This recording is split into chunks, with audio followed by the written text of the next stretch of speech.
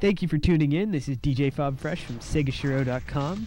We're the Sega Resource, the Sega Archive, and we're continuing our old school video review coverage. This is CrimeWave by Eido Interactive, released on the Sega Saturn in 1996.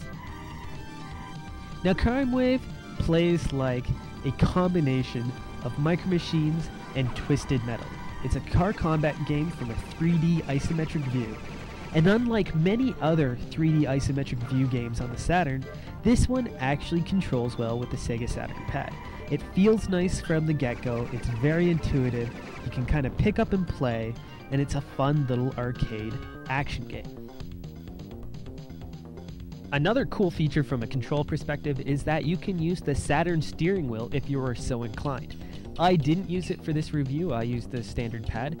However, I love that the option is there. It would give it a more arcade feel if you played it that way.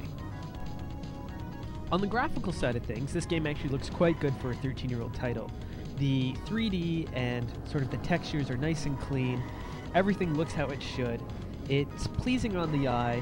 It doesn't look fantastic by any means, but it's aged very, very well. However, there is one issue with the graphics.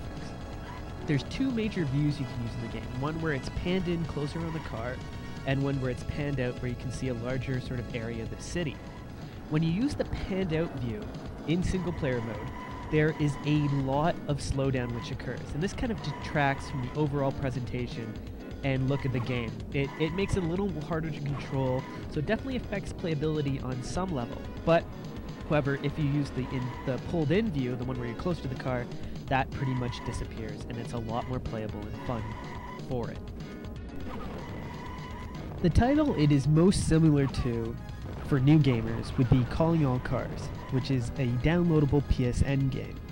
That one, however, is focused totally on multiplayer and super fast-paced action. This one is, is based around a single-player mode. It still is arcade. It's a little slower paced, but gives you lots of weapon choices and environments to drive through. As with most arcade games, the gameplay revolves around earning cash to open up new levels. When you sort of hit the 500 mech mark, the gate opens, you can get to the next area and then continue playing. The game gets harder because more enemies appear, you have a tighter time limit, and more difficult bosses even appear. To sort of aid you in your quest to kind of kill off the crime in the area, you can get new weapons and power-ups. You can switch between different types of weapons, like rocket launchers, different types of machine guns, oil slicks.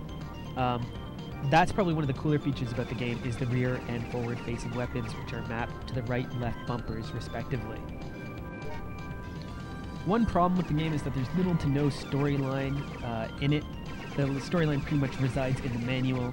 It is some, kind of affair about a city going decrumbled and hiring out bounty hunters to kill off all the crime. It's not very appealing, it's not very dynamic, however, it just serves as a backdrop.